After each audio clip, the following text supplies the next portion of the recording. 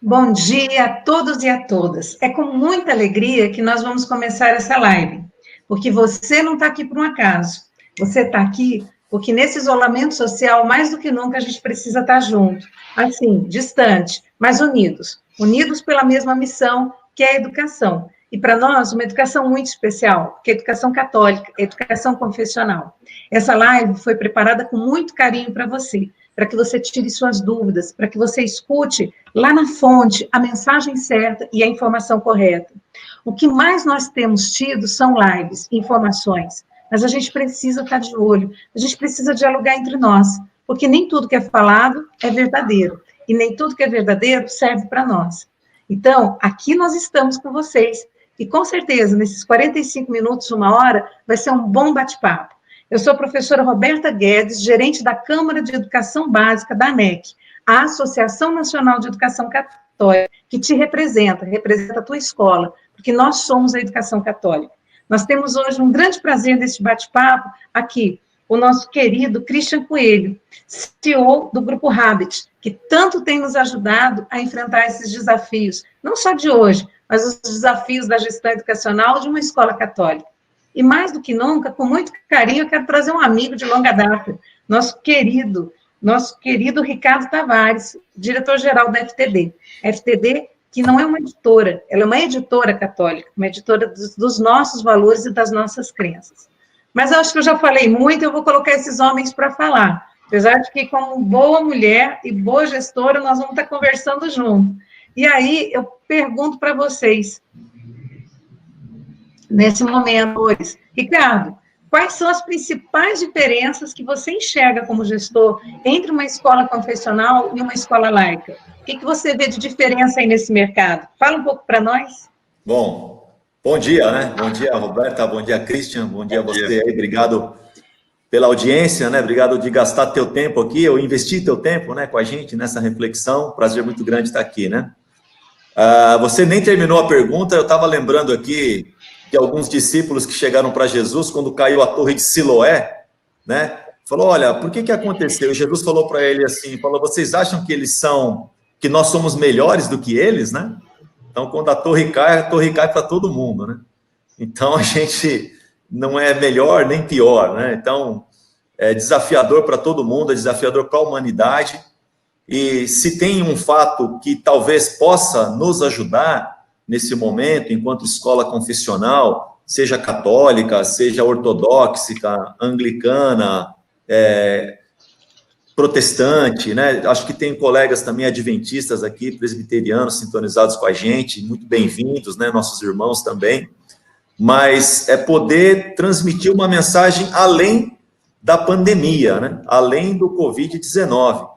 Dizer que a essência continua, né? Que o propósito permanece, que a visão dos nossos fundadores, que nos orientou, né, na missão, essa legitimidade tem que estar mais viva do que nunca, que a gente não se esqueça disso, né? E que, afinal, mais até do que educar, a gente tem um papel de evangelizar. E se os nossos valores estão pautados efetivamente no Evangelho, é hora deles submergirem, aparecerem cada vez melhor. E nesse momento, o que eu percebo que as famílias estão mais precisando, porque elas estão confinadas, é justamente as características, alguma das características principais que as escolas confessionais têm, que é acolhimento, que é resgate de valores, que é espiritualidade. Então, eles estão precisando muito disso. Esse é o papel, eu acho que tem que tomar voga, mais do que sempre tomou as escolas confessionais nessa época de pandemia. Esse é o meu recado, tudo bem? Uma coisa bacana, senhores, que eu acho, é que é uma excelente oportunidade da gente mergulhar nos nossos fundadores, né? Da gente ir lá na essência, beber na fonte, porque mais do que nunca nós somos chamados para a espiritualidade. E essa espiritualidade que não acontece por um acaso, né? Ela acontece numa íntima relação de você com você mesmo e você com o outro. O Papa Francisco foi muito feliz quando ele disse que a gente não está sozinho, né? Tem um Deus aí muito forte conosco. Verdade. Mas, inclusive, pensando nessa espiritualidade, a gente precisa pensar em coisas concretas da gestão. E hoje, um dos grandes desafios para a gestão é a gente pensar, dou férias, não dou férias, puxo um recesso, horas banco de horas, enfim. Eu acho que todo gestor está sonhando e rezando sobre o assunto. E vocês? Vamos lá? Ô, Christian, qual que é a sua opinião sobre isso? Como que a gente age? Na verdade, a gente não tem bola de cristal, não dá para saber direito o que vai acontecer. O que eu tenho presenciado aqui com o meu time é que a gente tem que tomar muito cuidado com o risco. Eu vou falar, então, de uma linha de pensamento. Tem que tomar muito cuidado com as férias. Por quê? Porque, naturalmente, vamos pensar antes do corona, em julho. Todo julho existe atraso de mensalidade. O pai, ele associa não a anuidade, sim a mensalidade. Então, passou o mês, entrou em julho, acaba aumentando o atraso, e de uma forma significativa, 30% de atraso. Aí, o que acontece? Eu já estou distante com a família, naturalmente. Entro de férias, a distância aumenta e o risco de acontecer uma inadimplência é muito maior. Essa é a minha preocupação. Então, nosso cálculo aqui, aí é todas as escolas, não só as escolas confessionais, 70% das escolas do Grupo Habit entraram em férias. As escolas que entraram em férias em abril tiveram um pouco mais de inadimplência. A gente tem que tomar muito cuidado. Aí depois, quando nós entrarmos em inadimplência, eu vou dar algumas dicas do que fazer. Nós estávamos conversando antes, né, Roberta, e você disse, e aí até o Ricardo disse, para entrar, a ideia é entrar em maio, férias. Eu acho que tem que tomar cuidado, porque o atraso, hoje nós temos atraso, maio pode virar inadimplência esse atraso. E segundo, se tiver que dar férias, aí eu daria 15 dias. Fugir um pouco daquela primeira semana de pagamento, para não correr risco de uma inadimplência maior. Por quê? Porque a escola confessional precisa pagar conta também, é óbvio, né? E além de tudo, tem as obras sociais que necessitam desses valores. Essa é a minha opinião. Então, legal. A gente estava falando um pouco disso e estava até discordando um pouco disso. É verdade. Porque as realidades do Brasil são múltiplas, né? A gente também tem que estar atento qual é a orientação das secretarias de educação dos estados, os núcleos de educação, as regionais, né? Aliás, é um convite também às escolas estarem próximas desses núcleos, porque é uma questão pública, né, de sociedade, que a gente tem que estar atento também, de movimentação, de pessoas, etc. e tal, né? O que eu tenho ouvido de algumas escolas, né, que conheço pessoalmente, e até das escolas que temos no Grupo Marista, da Centro-Sul especificamente, né, que é uma das províncias, e aí, por exemplo, o calendário do Rio Grande do Sul é outro, é diferente, tem que tomar muito cuidado aqui, eu quero tatear com muito zelo aqui a minha fala, né? Então, entender essa sua realidade. O que eu percebi, e isso pode acontecer, por exemplo, com a escola confessional que os meus filhos estudam também, aqui em Osasco, na Grande São Paulo, que é melhor tentar, pensando aqui o contraponto do que o Christian falou, que é muito o fluxo de caixa, o financeiro, inadimplência, atrasos, e também a questão pedagógica, né? Então, a gente tem que equilibrar esse ponto também. O primeiro ponto que me parece ser salutar das férias em maio, para onde for possível, aí não sei se são 15, 20, 30 dias, enfim, é porque o primeiro ponto, os professores não estão aguentando mais, né? Eu acho que eles estão numa situação, eles estão muito cansados, né? Eu, como gestor de uma empresa de educação, estou em casa trabalhando home office, eu acho que eu nunca trabalhei tanto, né? É verdade, né? Não tem hora para começar, não tem hora para acabar. Uau, né? E sem fim, né? Então, a gente está muito cansado, né? E os professores também, né? Produzindo muito material, etc. e tal. Acho que para eles também seria um alívio. A outra questão, e aí vendo a agenda da minha filha, por exemplo, que está no 3º ano do ensino médio, e ela é muito estudiosa, ela estava numa expectativa enorme do ano do vestibular, ela tá, né, a gente está até tendo que dar uma levantada, fala, filha, vai com calma, vamos testar, eu não sei como é que vai ser o Enem, o vestibular, que a gente até sabe aí das pistas como vai ser e tal, mas assim, se não rolar, né, a universidade que você quer agora, estou falando como pai agora, né, com boné de pai, né, o ano que vem você faz um cursinho, você não vai ser um desastre postergar um ano, no meu caso específico, como pai, né, porque a gente tem que equilibrar o educacional do fluxo de caixa. Por que eu falo isso também, né, Christian?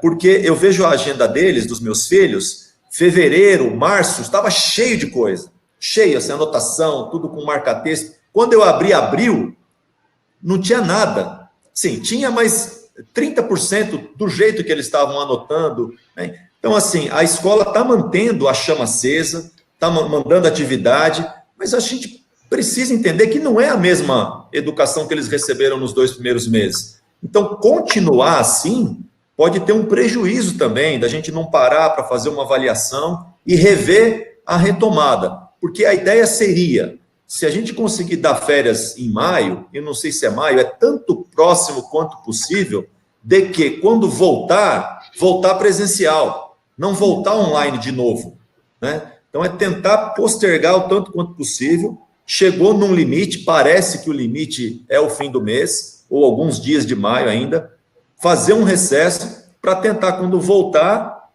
presencial. Que depois é uma outra discussão, que presencial é esse dessa volta, que não é voltar verdade. todo mundo, é outro assunto. Não, mas aí uma questão é o seguinte, escola de pós-corona vai ser outra. Nós tivemos que nos adaptar ao online. Por quê? Porque tinha um atraso. Né? E é uma questão das escolas confessionais. Existia um atraso tecnológico. E também vamos pensar o seguinte, que a nossa visão é diferente da visão do aluno. Porque eu tenho visto que os alunos são tecnológicos. Tem escola que aumentou a performance. Estava conversando com uma escola no Rio, ela disse o seguinte, o pessoal do ensino médio está mandando super bem. É diferente da nossa visão, que é analógica. Então, assim, home office, tecnologia, eu apoio. Eu sou um exemplo de que eu apoio demais com isso. Agora, crianças, os adolescentes, eles têm uma outra visão. Passou daqui para frente, o mundo vai ser tecnológico. Não tem o que fazer. O corona não vai desaparecer. A partir de agora, então, vamos voltar às aulas iguais. Não, concordo. Acabou.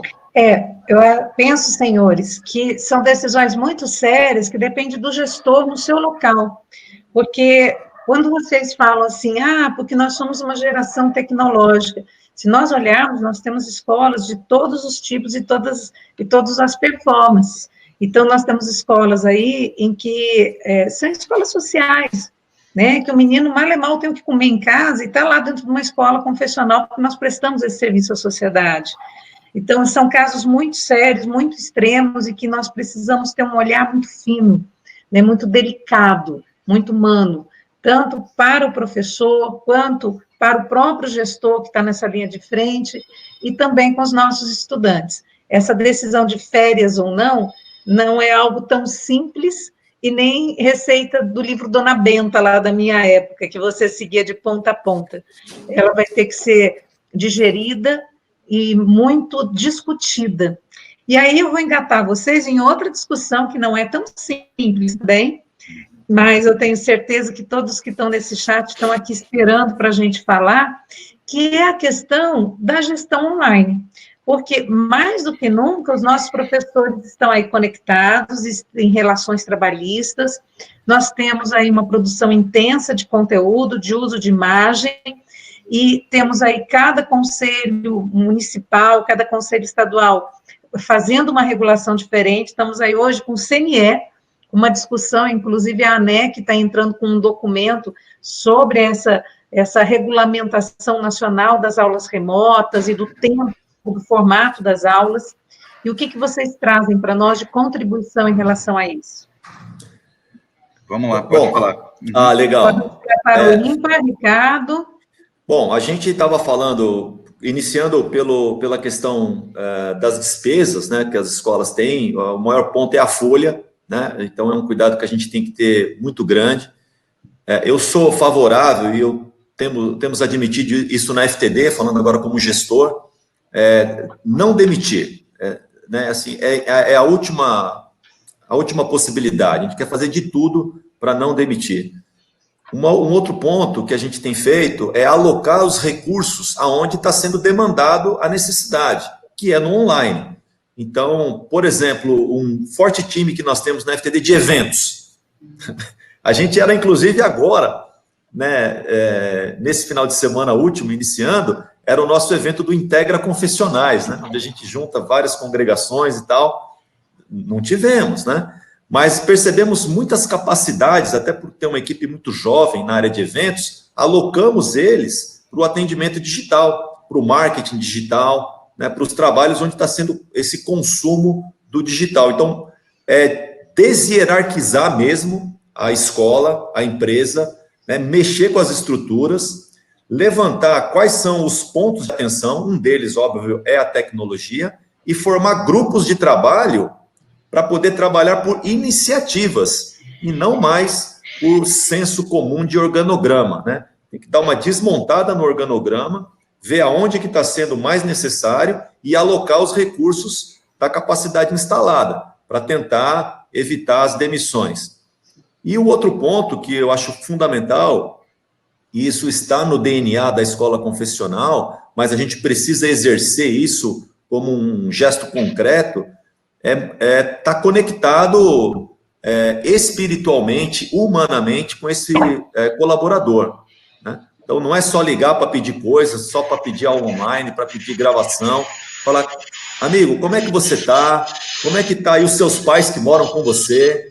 Como é que estão os seus filhos, né? O teu filho da educação infantil, como é que você está lidando, que é um tema complicado, que não tem habilidade com as telas, né? Porque a criança está em casa, o pai está home office, e o pai é professor, a mãe é professora.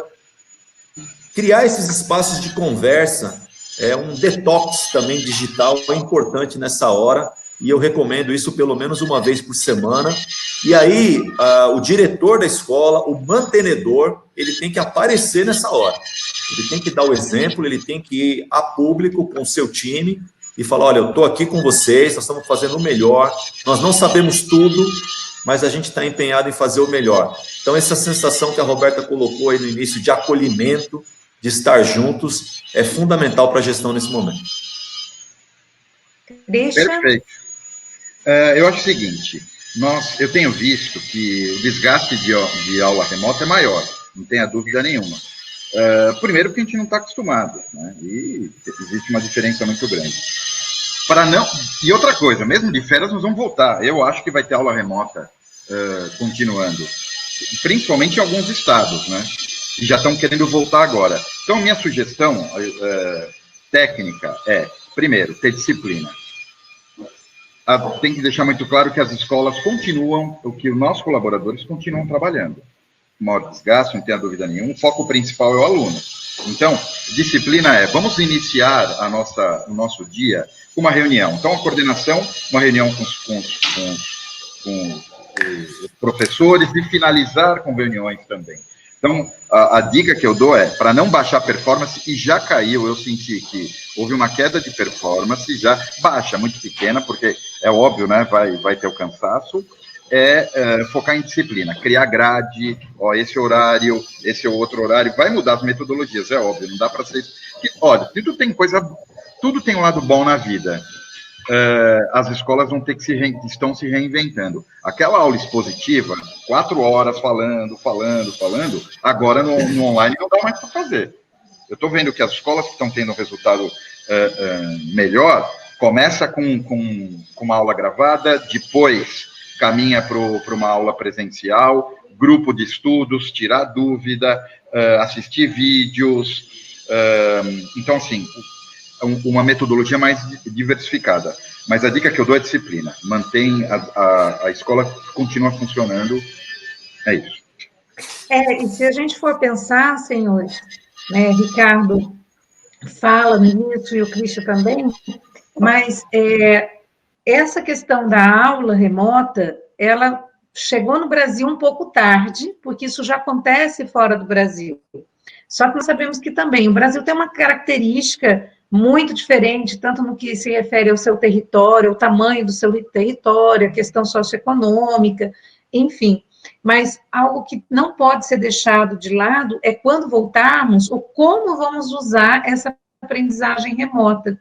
Porque aí ela deixa de ser o principal, como ela está sendo nesse momento de isolamento, para ser coadjuvante, mas complementar ao trabalho presencial. Então, nem o trabalho presencial será o mesmo. A gente vai precisar ressignificar.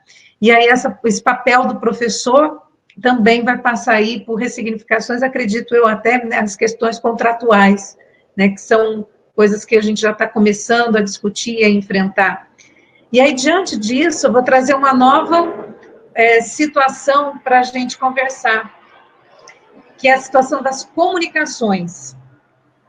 como nós estamos num momento de muita informação, né? Muita comunicação, né? Parece que a gente brinca, né? Cada mergulho é um flash. Então, como é que deve ser feita essa comunicação, a periodicidade dessa comunicação, né? Inclusive, aí vamos pegar um ponto muito crucial, a comunicação da inadimplência. Como é que a gente se comunica com esses pais? Christian, dá uma dica aí para a gente. Vamos lá. Primeiro, a comunicação, não só com a inadimplência. Eu acho que tem que, principalmente quem está de férias, tem que manter a periodicidade, tem que manter o contato. É inacreditável, eu liguei para uma escola nossa no Rio de Janeiro, ninguém atendeu o telefone. Se ninguém atendeu, eu não vou pagar mensalidade, porque a escola está fechada, ela não está dia, não entrou de férias. Então, o que eu tenho que fazer? No mínimo, você transfere o telefone para alguém atender. Então, assim, isso é o óbvio, mas isso aconteceu com uma frequência muito maior do que eu esperava. Segunda questão eu tenho visto por que escolas, por exemplo, escola da FTD, nossa, por sinal, a gente tem escola em comum, acho que mais da metade das escolas são em comum. Por que tem escola que, usando o mesmo material da FTD, usando a estratégia muito parecida, a tecnologia muito parecida, o nível de reclamação é maior, muito maior do que uma outra? Existe uma dicotomia muito grande. Eu dividi em dois. Primeiro, as escolas tarefeiras. Escola tarefeira é o seguinte, eu mando a lição de casa, eu gravo a aula, mando as instruções por escrito do que está no livro e tchau. O pai é óbvio que vai ter uma sensação que ele que está dando aula. Agora, por outro lado, as escolas têm melhor performance. E, gente, tem escola fazendo matrícula, tá? Tem escola fazendo matrícula. Por quê? Porque o pai tem quais são as opções que o pai tem? Home office com uma criança, principalmente pequena, educação infantil. Pelo menos ele vai ter uma escola que está acolhendo, que está ensinando, que a criança está despendiando um tempo para aprender, ou ela vai ficar bagunçando, aprontando, né? Ela tem muita energia. Então, essa escola tarefeira, a sensação é que o pai está substituindo a escola, e a escola parceira.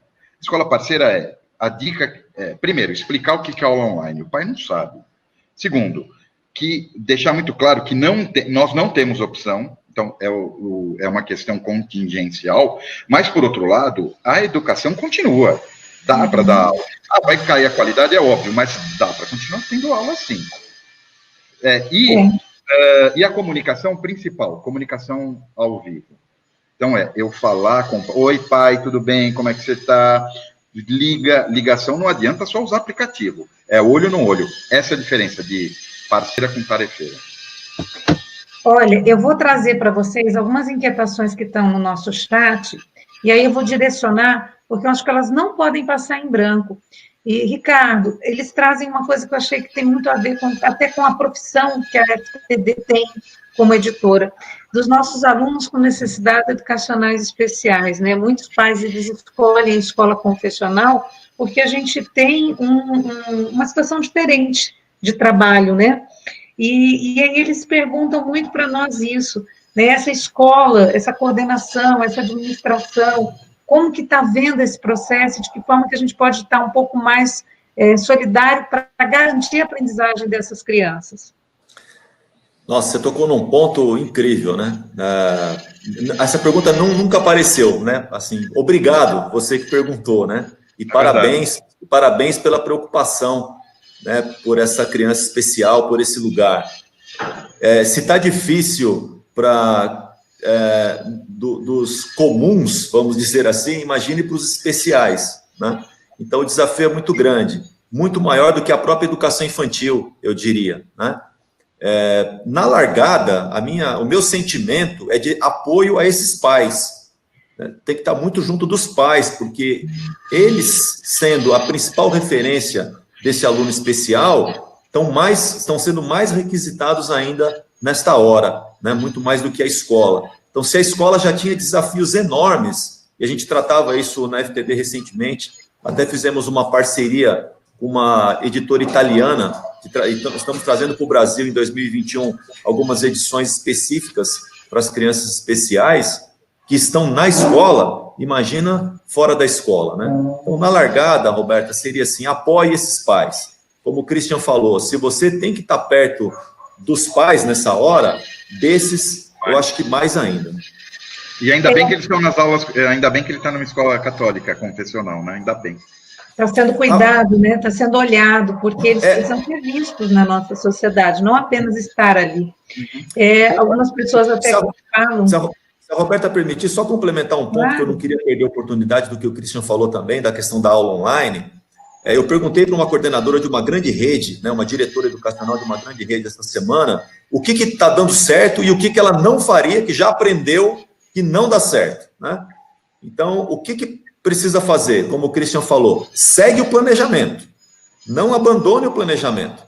A questão é o como dar esse planejamento. Não dá para seguir no mesmo como, mas o que dá, está planejado.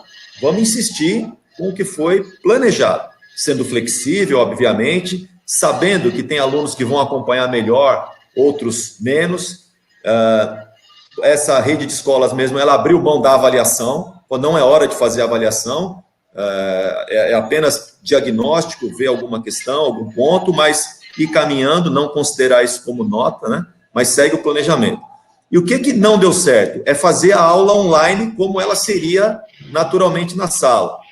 Já caiu rapidamente, né? Então, querer dar a mesma aula no Hangouts, no Microsoft Teams, no Zoom, nas ferramentas que estão aí disponíveis, né, não funciona. Pode funcionar em algum momento de algum conteúdo, uma aula mais rápida, mas tendo com muita clareza o que o aluno deve fazer melhor antes da aula, durante essa aula mais rápida e o que ele vai fazer depois da aula. Então, é uma outra didática, né? E um ponto que a Roberta passou rapidamente, eu não queria perder também, que falando também com uma outra coordenadora sobre as escolas sociais, né? Que tem menos recursos, que não tem Wi-Fi, que não tem computador, não tem notebook, mas muitos deles têm celular.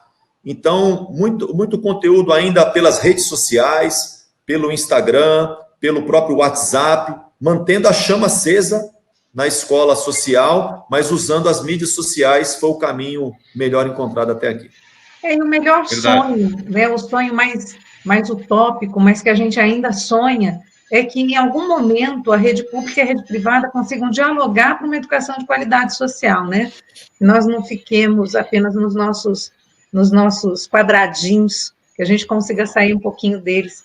Uma grande preocupação que nasce aqui no chat, aí eu vou jogar a bola aí para o Christian fazer um gol para nós, é a questão de, mas o que o governo está falando? Volta quando? Bom, a gente ainda não sabe, acho que nem o governo, de uma forma geral, sabe isso, né? Cada estado está trabalhando essa volta de uma forma. E aí, por exemplo, no Nordeste, muitos dos estados, eles concederam férias, já bem no início do isolamento social. E aí eu tenho pessoas aqui no chat que estão falando assim, fala aí para o Christian comentar com a gente agora, já demos as férias, né? Então, quais são as orientações estratégicas para nós gestores de como proceder? Porque a gente é uma escola católica, e aí? Bom, primeiro, não pode esquecer que a opinião dos líderes, né, do governo, ela está mudando toda semana. Então, não dá para saber toda semana. Hoje, vindo para cá, CBN, pessoal de Minas, acho que foi o governador disse que as aulas só vão voltar no segundo semestre. Então, assim, é chute atrás de chute. A gente não sabe o que vai acontecer. Isso não tem ideia do que vai acontecer. O que eu digo é, quem entrou de férias tem que, número 1, se preparar para melhorar a aula online, porque pode ser que continue. Não, que vai continuar, não tenha dúvida nenhuma, certeza. Agora, a quantidade de aula online eu também não sei. Então, assim, você tem um mês para se organizar, e por isso que aula aí é uma questão de liderança. Professor entra de férias, aluno entra de férias. Líder, não. Líder, então, coordenação tem que continuar trabalhando, cobrança tem que continuar trabalhando, toda a liderança continua, para se preparar para a próxima, para as aulas online que vão continuar. Então, a dica que eu dou é, se nós temos um mês para arrumar a casa aí, o melhor possível. E tem uma questão que a gente precisa pensar, né? Tanto antes de voltar, quanto quando voltar, e aí vocês dois fiquem à vontade para puxar esse gancho aí e fazer uma conversa, mas muitas decisões trabalhistas, nós vamos ter que dialogar com os sindicatos, nós vamos ter que dialogar com o externo, não é só uma decisão única da escola, né? Então, mas eu acho que depois do corona, a legislação vai ser mudada também. Como está entrando, todo dia tem uma MP nova, depois ela entra, depois ela cai, governo. Isso vai continuar depois, não tenha dúvida nenhuma. Então, essa preocupação, a gente tem que tomar muito cuidado, assim. O que eu vejo é em época de guerra, em época de calamidade pública, um ano equivale a um mês uma semana um dia. Então, vamos arrumar a casa agora e vamos, daqui 2 meses, o que vai acontecer com o sindicato, com a legislação? Nem eles sabem também. O que a gente está vendo agora, a CLT, a legislação trabalhista, ela vai mudar, não tenha dúvida nenhuma. Senão, o Brasil vai quebrar. Uma prova disso, né, Christian e Ricardo, eu que trabalho aqui em Brasília, o nosso governador está falando na volta dos alunos nas escolas militares e cívico-militares. Tive ontem uma reunião com a Secretaria de Educação e eles não têm informação nenhuma e nem sabiam. Então, vocês vejam que nós estamos realmente em tempos ainda muito incertos. Então, decisões precipitadas também poderão acarretar em grandes problemas. E, ao mesmo tempo, não podemos ser lentos. Temos que ter decisões assertivas para fazer correções de rota. Mas foque no hoje, né? Foque no hoje. Com certeza. É um ponto que eu recomendaria aqui para as lideranças que nos ouvem, diretores de escolas, mantenedores, e até coordenação, professores também, que fazem parte desse time que alavanca aí as experiências, né, na escola, é que, por exemplo, vou falar como gestor, né? Na FTD, nós criamos 3 frentes prioritárias. Né? Tem muita coisa acontecendo, por exemplo, as produções dos lançamentos para 21, nossa lida com o MEC, N iniciativas acontecendo, a máquina continua trabalhando, né? O educacional muito forte, a equipe de back-office, todo mundo trabalhando, mas nós elegemos 3 frentes. A primeira frente é econômica financeira. Então, colocamos um líder, que no nosso caso é o CFO, mas então tem que ser a pessoa responsável pelo caixa, né? Para garantir o fluxo de caixa, medir essas questões de inadimplência que virão, como será, e olhar um pouco mais de longo prazo, subir no telhado e olhar um pouco mais adiante. É fato que a economia toda envolve escolas, envolve as empresas, uns mais, outros menos, mas a gente vai dar uma chamada barrigada na curva, né? Se era uma curva que crescia, agora vai ter um decréscimo, a gente tem que pensar na retomada financeira, eu digo, quando que ela vai acontecer, né? A gente olhar um pouco mais distante, e ver como é que a gente atravessa esse deserto. E essa pessoa não é responsável sozinha, é montar um grupo para trabalhar com ela focado no assunto econômico-financeiro para auxiliar o gestor, para auxiliar o diretor. Uma outra iniciativa que a gente tomou é Gente Gestão, um grupo para cuidar das pessoas. E aí entra a comunicação, entra a gestão, como é que está sendo o trabalho, como é que está sendo a produtividade, como é que está a saúde dessas pessoas, né? Um grupo que cuida de gestão e pessoas. Um outro grupo focado em tecnologia. Um grupo dedicado em tecnologia. E aí a gente estruturou esse grupo de fora para dentro, ou seja, quem está mais próximo das escolas, dos clientes, para poder ver a realidade, internalizar, processar formas e devolver na expectativa dos clientes. Nós temos N entregas digitais, desse grupo já saiu, por exemplo, uma página chamada Conteúdo Aberto FTD, que nós disponibilizamos quase 1.000 conteúdos já gratuitos, estamos subindo mais 800 nas próximas semanas, de todos os níveis, para ajudar os professores a darem aula e também ser um bem comum à comunidade. E a gente está aprendendo com isso, vendo os caminhos, né? Porque como está no digital, você consegue ver a jornada do usuário com mais facilidade, ver por onde está gerando tráfego, que conteúdos estão sendo mais consumidos, para a gente poder investir mais nesses conteúdos. E aí o que a gente tem aprendido é que não tem uma única ferramenta, não tem um único parceiro. Aliás, a gente colocou vários parceiros, junto com a Rabbit, por exemplo, tem lá a Aulática, Estuda.com, Instituto Ayrton Senna, Microsoft, Google Classroom, grandes parceiros estão ali para ajudar as escolas a navegar. Então, essa frente de tecnologia, a escola precisa realmente ter essa liderança. Não sei se vai ser liderado pelo TE, pelo professor de tecnologia, ou aquele professor mais antenado, mais conectado, mas criar frentes de trabalho para ajudar o gestor a tomar decisões. No caso, por exemplo, da questão econômica, pode linkar essa relação com os órgãos oficiais, né, como serão os exames, etc. e tal. Pode ter um grupo só pedagógico, só didático também, mas é desmontar o organograma, montar frentes, isso vai ajudar o gestor a tomar decisão. E como o Christian disse, né, em tempos de digital, a velocidade é muito mais rápida, né? Então, a gente já está com um time montado, trabalhando como será o volta às aulas das escolas. A gente não pode esperar voltar às aulas para daí decidir como será. Vai ter todo um protocolo de convivência, a gente não sabe se vai voltar só metade, se as carteiras vão estar distantes umas das outras 2 metros, né?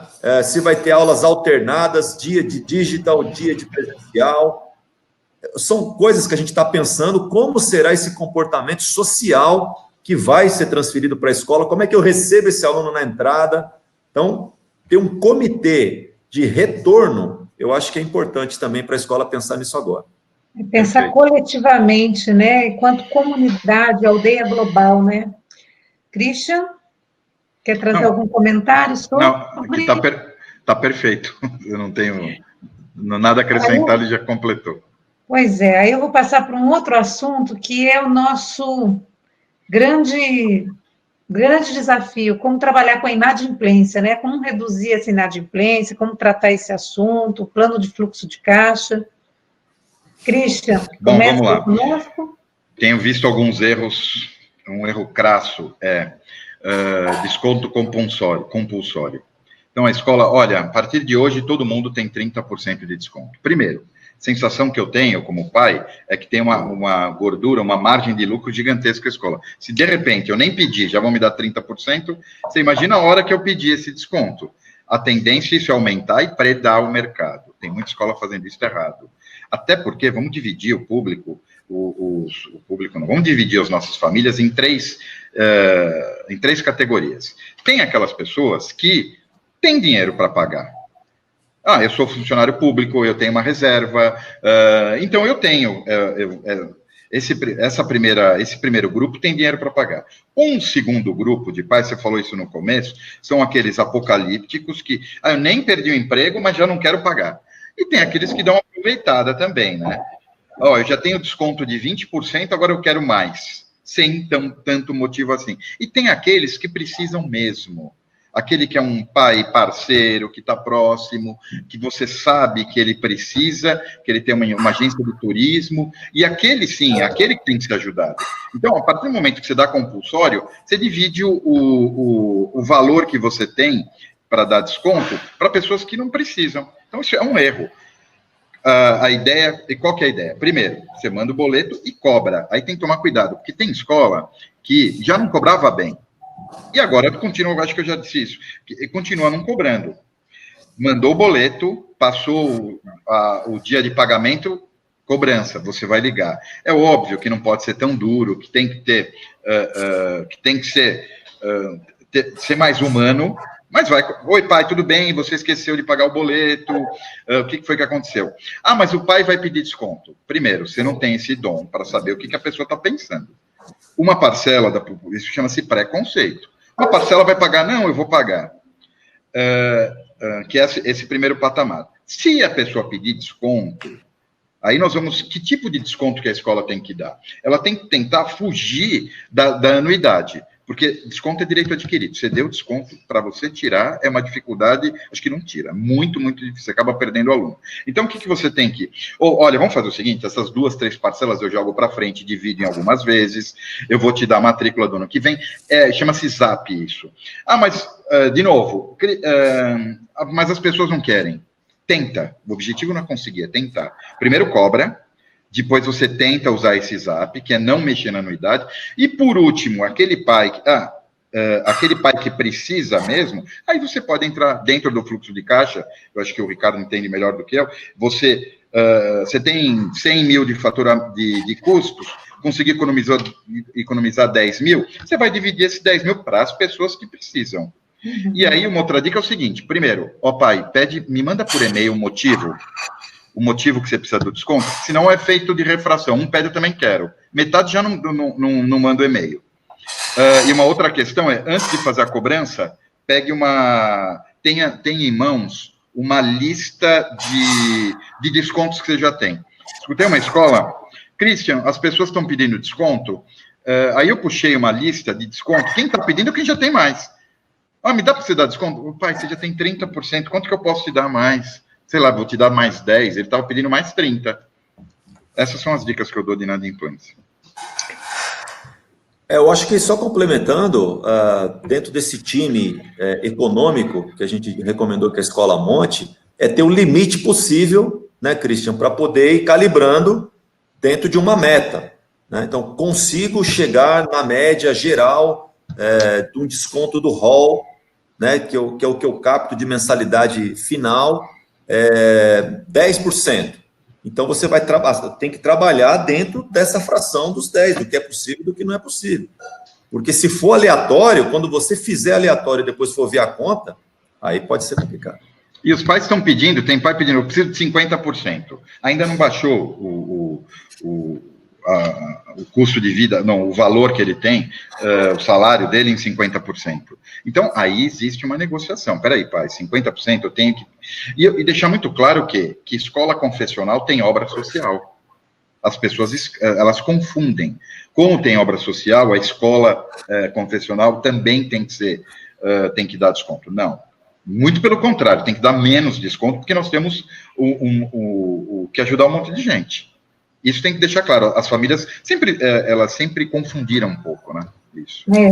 A ANEC tem feito um trabalho incansável junto ao Senado e também junto aos conselhos e governos estaduais para a gente tentar barrar esse desconto compulsório, porque realmente é inadmissível a gente partir desse ponto, não tem gestão que suporte. E aí, pensando nessa gestão, também pensar nesses colaboradores que estão home office, né? Como que a gente trabalha com eles, qual o cuidado, né? Como que a gente dá condições de trabalho para eles também. O que vocês pensam sobre isso? Bom, primeiro eu acho que eles têm que ter, então, professor, pais, todo mundo que está confinado precisa de um apoio psicológico, sim. Então, as escolas têm uma psicóloga, vamos fazer um trabalho com as psicólogas, e as psicólogas fazendo um trabalho com a comunidade, de uma forma geral. E aí fica um convite hoje, né, Ricardo, que nós vamos lançar hoje a FTD, a ANEC e a Rabbit, No Divã com o Professor, com Léo Freiman, 7 horas. Entrem no site www.programadecontingência.com.br e o Léo Freiman justamente vai falar sobre isso. Com os professores. Aí é proibida, é só o professor que pode entrar. Professor, amigo de professor e colegas de professor e a família do professor, só. Mais ninguém. Só isso? Só. Isso. Não, muito bem. Acho que a gente falou um pouco disso, né, de dar esse apoio também, de estar junto, e é legítimo, né? Isso a gente... tem um amigo meu, professor, inclusive, de biologia, lá no Rio Grande do Sul, que ele diz o seguinte, né? O voo está dentro do pássaro, né? Então, tem atributos que está dentro da escola confessional, que está dentro dela. Então, faça valer isso. Faça valer, né? Tenha serenidade, moderação, solidariedade. São valores. Aliás, as famílias matriculam seus filhos na escola confessional muito por conta disso. Já buscam isso, né? Que a gente não deixe eles esquecerem disso. E, nesse sentido, como é que a gente se prepara para a volta, para o retorno para a escola? Fala, Ricardo. Fala que essa daí é difícil, hein? Essa daí agora a Roberta foi, né? Foi o fundo. Bom, a gente está se preparando, é fato, como eu disse para vocês, a gente não tem respostas prontas, varia aí de cada estado, né? Nós temos escolas no Brasil todo. A gente está olhando um pouco para a Europa também, a Alemanha, alguns países que já estão retornando. Eles começaram o retorno pelos pequenos, pelos menores, até porque tem menos atividades online, talvez por ser menos vulneráveis, mas é parcimonioso, é gradativo, são os primeiros insights que a gente tem. Agora, uma coisa que a gente continua grifando, e vamos continuar, porque não é simples, a escola vai ser outra, né? O protocolo, aliás, precisa criar um protocolo, como é que nós vamos receber, onde é que vai estar o álcool gel, vai todo mundo usar máscara ou não, enfim, tem alguns protocolos de saúde, de higiene, que a gente tem que ter eles bem montados, talvez não finalizados, mas que dê para a gente iniciar esse novo momento de acolhida, de fluxo, de logística, do que seja, mas criar um novo protocolo de acolhida. Em São Paulo, o governo criou um protocolo, subdividindo em 3 perfis. Eu achei bem interessante, depois jogar no Google e conhecer, é o que você disse, tem que ter protocolos, e aí vai depender de cada região, né? Agora, o principal protocolo que eu vejo, além, óbvio, né, dos protocolos da higiene e da saúde coletiva, eu penso que é o protocolo de trazer no primeiro dia e todos os dias, antes, durante e depois, aquilo que nos mais motiva, que é a esperança. Precisamos muito que esses meninos, que esses professores, que os gestores tenham esperança, brilho nos olhos, né, que a fé seja mais forte do que essa adversidade, e que a educação realmente não vai salvar o mundo, mas que pode caminhar muito próximo de uma possibilidade de esperança, a gente tem certeza. Nós estamos quase fechando, queria que cada um de vocês deixasse aqui uma mensagem. Então, vou começar aí com o Christian, qual a mensagem que você deixa? Bom, quero agradecer a presença e o convite. Eu vou finalizar com uma questão técnica que eu acho, a gente chama de good news, né? São boas notícias. Tem uma questão chamada curva V. Curva V, que eles estavam fazendo um estudo, é a velocidade que as empresas, elas têm, qualquer tipo de empresa, ou do mercado de uma forma geral, ela tem queda, elas estão voltando com a mesma velocidade. Então, teve uma ruptura muito grande que nós vivenciamos, mas ela vai voltar muito grande. E, dentro dessa curva V, a educação acho que vai ser muito rápida. Por quê? Porque os pais não estão conseguindo segurar essa criançada com essa energia toda. Então, eu acho que a partir do momento que houver uma liberação, mesmo que gradativa, a curva V vai fazer muito efeito, as escolas vão continuar, elas vão retomar muito mais rápido o número de alunos. E, para finalizar, eu acho o seguinte, a escola tem que ter transparência, principalmente as escolas confessionais. Esse não ter medo de falar a verdade para o pai. Pai, nós precisamos disso e disso, nós estamos juntos. Esse é o meu recado. Agradeço vocês, fiquem com Deus. Legal, Christian. Essa curva V é um fato, né? É interessante ver que algumas empresas que fizeram a lição de casa no vale do V estão conseguindo retornar com mais velocidade. Não é fazer aqui, como diria assim, o jogo do contente, né? Mas eu prefiro ver o copo meio cheio. Né? O copo está pela metade, tem gente que enxerga meio vazio, tem gente que enxerga meio cheio. Estou muito confiante que a gente vai conseguir atravessar esse deserto, né? E eu queria finalizar com vocês, bom, antes disso, agradecer o Colégio Nossa Senhora de Misericórdia de Osasco, que é onde estudam meus 2 filhos menores, né? Muito obrigado por tudo que vocês têm feito, e quero fazer um convite aos pais também, de todas as escolas, se tem condição de continuar pagando, continuem, porque não é só o mês, mas é para sempre, né? Para a vida dele, para sempre, a mensagem que a gente dá agora. E se você não pode, efetivamente, converse com a sua escola, né? Agora, se é possível, por que não? Né? Vamos olhar mais coletivamente, como disse a Roberta. Mas eu trouxe uma reflexão para um grupinho de jovens aqui esta semana, que é onde eu sou catequista na comunidade que eu convivo aqui na Zona Oeste, de Crismandos, né? E a gente refletiu sobre 3 versículos aqui do livro de Romanos 8, que eu deixo aqui para uma reflexão depois aí para os colegas, que diz assim, que diremos, pois, depois de tudo isso, né? Então, depois de tudo isso que a gente falou aqui, né? De tudo isso, que diremos, pois, né? Ele diz assim, se Deus é por nós, quem será contra nós? aquele que não poupou seu próprio filho, mas que por todos nós o entregou, como não nos dará também com ele todas as coisas? Quem poderá acusar os escolhidos de Deus? É Deus quem os justifica. E aí, mais no final do capítulo, ele diz o seguinte, que nem a morte, nem a vida, nem os anjos, nem ninguém, nem nada, absolutamente nada, nos separará do amor de Deus que está em Cristo Jesus. Nem o isolamento, nem ninguém, viu, Roberta? Obrigado, Christian, obrigado, Roberta, parabéns, Rabbit, Anek, obrigado a toda a família FTD, foi um imenso prazer estar com vocês aqui nessa manhã. Muito obrigado. Eu quero agradecer muito a Rabbit e a FTD, que são parceiras nossas da ANEC, agradecer a todos os educadores, né, que estiveram aqui na nossa live, e também quero deixar uma mensagem. A gente tem falado muito sobre os problemas, né, e óbvio que estamos lidando com eles e precisamos vencê-los. Óbvio que nós precisamos pensar na inadimplência, na gestão, e cada escola está buscando aí o seu caminho, seja uma negociação individual, seja negociação com fornecedores, seja um cuidado com o professor, cuidado com a família, cuidado com os gestores. Vejo também que nós não podemos acreditar que esse ano está perdido. O ano não está perdido. Nós tivemos dificuldades financeiras, econômicas, políticas, sociais, na educação, mas se a gente já entrar para uma situação de que tudo está perdido, nós perderemos o que há de maior, que é a esperança. E eu só acredito na esperança com a ação, porque se nós olharmos os fundadores das nossas instituições, eles, mesmo em momentos muito difíceis, eles não perderam a fé e a esperança e agiram.